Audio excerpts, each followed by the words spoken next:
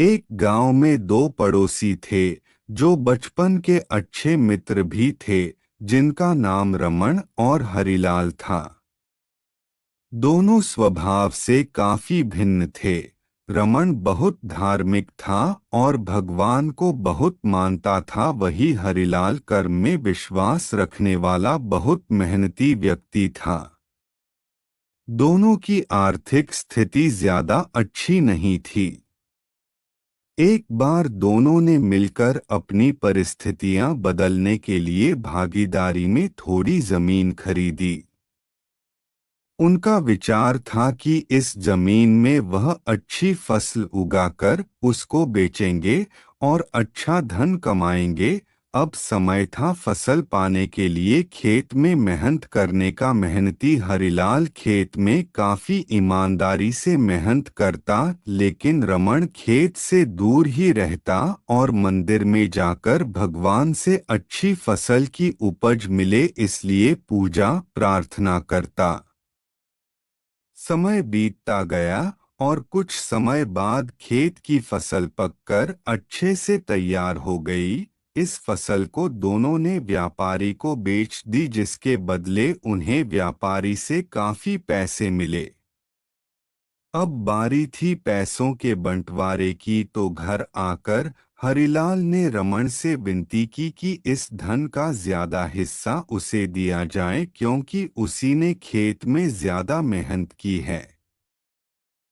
इस बात से असहमति दर्शाते हुए रमन बोला, नहीं, धन का तुमसे ज्यादा हिस्सा मुझे मिलना चाहिए, क्योंकि मैंने भगवान से इसकी प्रार्थना की तभी हमको इतनी अच्छी फसल हुई।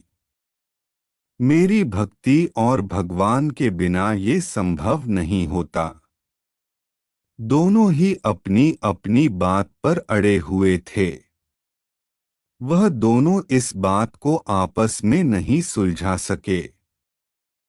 धन के बंटवारे के लिए दोनों गांव के सरपंच के पास पहुंचे।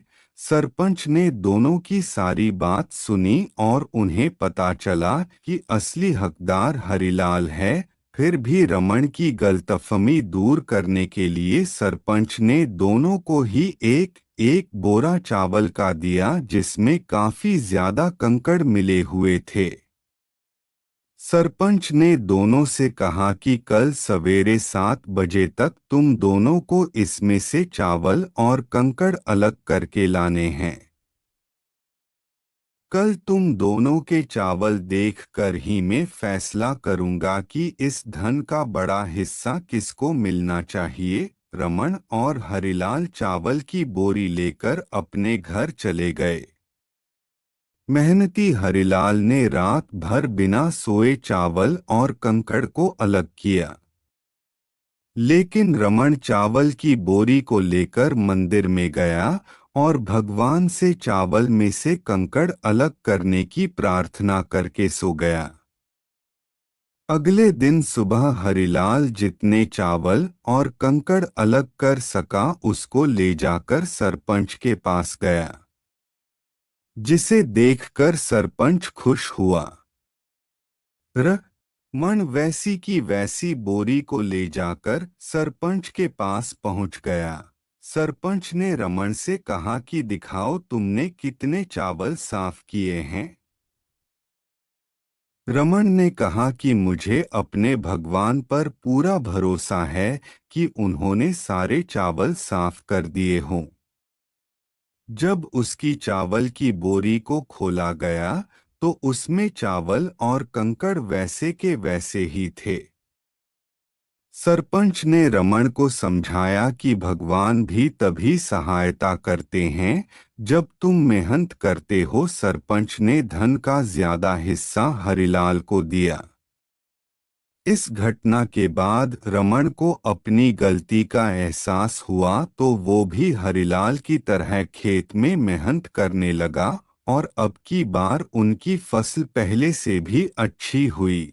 महत्वपूर्ण सीख: इस कहानी से हमें यह सीख मिलती है कि हमें कभी भी सब कुछ भगवान भरोसे नहीं छोड़ना चाहिए।